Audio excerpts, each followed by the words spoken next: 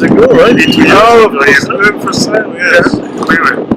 We were so kind, we went to Falmouth and then Dyke Sale. Is that why you decided you wanted a Dazcat, Michel? Well, I had that in mind for a couple of years already. And then you went on board Sueños? Yeah, and then that was it. Well, it took me 2 years to figure out I should do something here. So what attracted you to Dazcat? Many things. Yeah, nice, light. And the very first time I came here, I liked the people and the yard. And that was it. That was it. Hi, I'm Michel. I'm a French sailor. And I eventually ended up in Millbrook to have a yellow Dazcat built. A Dazcat 1195. Why? First of all, because they don't look as ugly as the French Catamarans. And no, to be more serious, the design is a very nice one. And I visited the yard maybe 2 years ago and found out that the guys here were really building light, strong and reliable cats. And this was it. I was hooked and decided to have one. Okay, so why did you choose a kit boat instead of... Why a kit boat? 2 reasons. The main reason is I can smooth the expenses over the years because they are building too fast here, at least for my banker. And then because I used to have a nice 5-year trimaran that was called the Catamarans, and I finished it myself. Merlin, this boat's for Michel, and it's going to Saint-Malo to be completed in France. So this is a Dazcat 1195 kit. It comes complete with basically all the structure done, dagger boards, rudders, spinnaker pole, and Michel's had the nets and engines fitted so he can motor it back to France. So he's got a crew in France already and waiting and eager to put his special touches on it and finish out the interior and linings and upholstery and timber work. It's very special. It's the first Dazcat in France, so Michel is our ambassador for Dazcat. Have you produced many kit boats previously? We've done a few. We've done a couple of 14 metres and a couple of 11 metres, 1195s. How long has this one been in build? About 6 months. Well, quite pleased. She's very, very light. She's probably just under 3 tons at the moment. Yeah, we're quite happy with the weight of the boat. The key thing with the Dazcats is to keep them very, very light so they can perform very well. It also means you don't need to put an enormous, great big rig on it to get good performance. It is all GRP vacuum infused. Some parts are hand laminated in Leicester. And the builders were? Ted and Bart with Martin Marine. Our crew have been with us many years and they've done a great job on this one. We have 2 boats in build at the moment and so quite busy, and then we think the next one will be an all new design. I'm not wasting my time, no. City lights I can see, yeah. I'm not wasting my time, no. City lights I can see. Hi, we're on board Merlin, a Dazcat 1195 kit boat. Just going through a little bit of sea trialling, make sure it's fit to go to over France, where the owner's going to put it in a boat yard and finish it off himself. So we've got it watertight on the outside. You'll be able to see in the photos kind of what's there.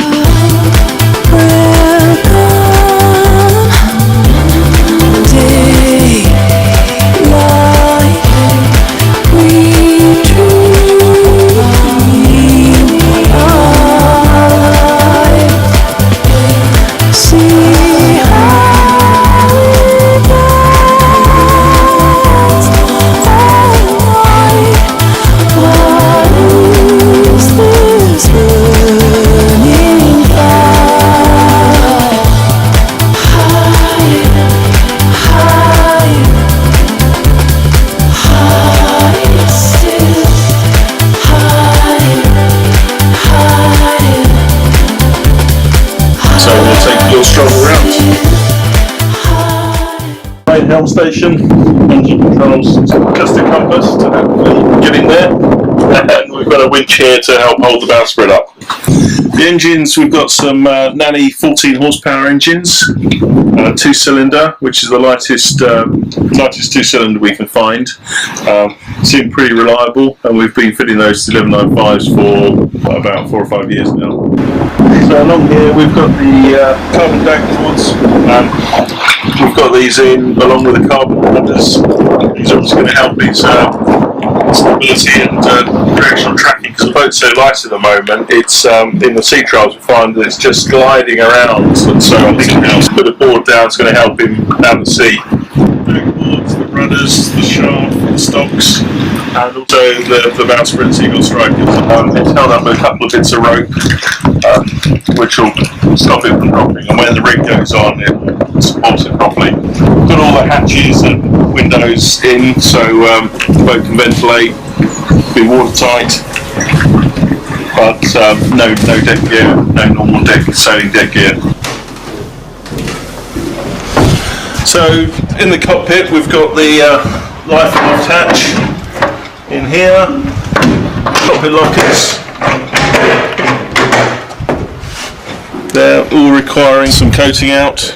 We've done sort of the bare mouldings, done the structural aspects of the boat, and then if you're taking a kit, we're leaving some jobs there that it's simple for an owner to do to take some hours and hopefully get some investment into his project. It's variable, it depends how much experience the owner's got. If he's done boats before, then we're happy to let it go at an earlier stage. But we do like to, this is a good stage, certainly for going to sea.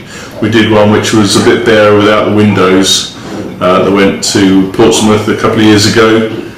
That one, the owner did more work himself, had a completely different layout inside. So we've got the sliding hatch.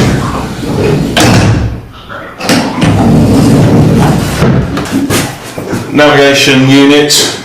This is again for the owner to put a little chart table in, put his instruments in. On here on the roof is we've done the sanding and fairing while the roof was upside down in the mould to make it life easier rather than having to work upside down. Still plenty of sanding and fairing to do. The back bulkhead here as well, you can see, is in need of smartening up. Each individual is different, and some people want to do a lot of the work themselves, others, we're happy to talk to people and hopefully guide them with what we feel is the best route, but somebody might be using different materials for their own personal reasons. Got the engines installed, good access, and you can also see the steering system at the back there. We've got, as I said, our carbon fibre rudders and stocks. We then use Jeffer rubber ball bearings and tube, and then we've got a cable steering system here, which comes up to the wheel. So this is Dyneema SK78 Max. And we tend to tighten up the cables a couple of times initially, and then the stretch is out of them, and it works well. This is usually the owner's cabin, so there's room for a bit of shelves, surfaces of bunks. Put a little hanging locker here. Again, this is where the owner can input some of his own thoughts. This panel is loose. So this is for the owner to be able to do some additional work, slide the pieces, but we're reducing the amount of work we do. Fuel tanks, water tank, hot water tank, so there's plumbing and things to be doing, which is why again we're leaving that one loose. Up here will be the heads, so toilet in here, basin normally sits in the back here. There's a panel here to go in. Again, we're just leaving a few things out to make life easier for sanding and painting at the moment. And there's 2D drawings that come with the kit that give you the layout, and obviously the photos and brochures that we've got online. You can work with those, and if you want to copy exactly what we've done before. Here we are down in the galley area. Polystone worktop here, foam sandwich, granite. doesn't weigh anything more than a couple of 4 kilos. Forwards to the cabin there. Daggerboard case here with a daggerboard on top, and then underneath here we've got the chain plates on the outside, the harking pad eye there, where the lashing, the Dyneema lashings go for the rig. As you can see, this one is bright yellow and white. She's going to end up with some grey deck paint, and we've had a lot of positive comments on the colour. Actually, she looks great outside the shed. You can see she's floating quite high. The rudder's just exposed there. The crane, when we picked her up, was saying just over 3 tonnes, so probably going to be a tonne or tonne and a quarter to go on top of her, so she should come out 4.5 tonnes, 4 and a quarter. Might be having the cruising rig on her, so she's not intended to race this one. Here we've got those chain plates, we say for lashings. So these are a 10 tonne fitting. Stanchions in place. The carbon dagger boards again. They still need final coating, UV protection, but again that's for the owner to do. Again, you can see how light she is floating at the moment.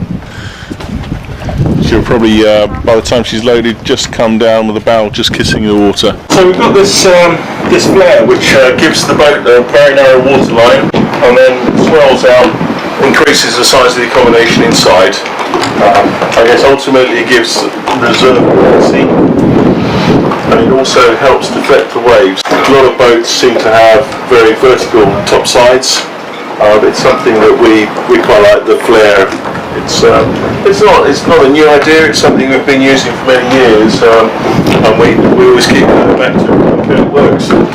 So you can see the bow here. We've got a very fine entry, and that's why she chops away up to windward really sweetly. Digs in, doesn't get the nose blown off, but you can see how she's blown around here without the actual full sailing weight. 1195 kit ready to go to its new owner. It's the plan to do most of the finishing of this one. It has to be finished for my 60th birthday, which is 19th of May 2019.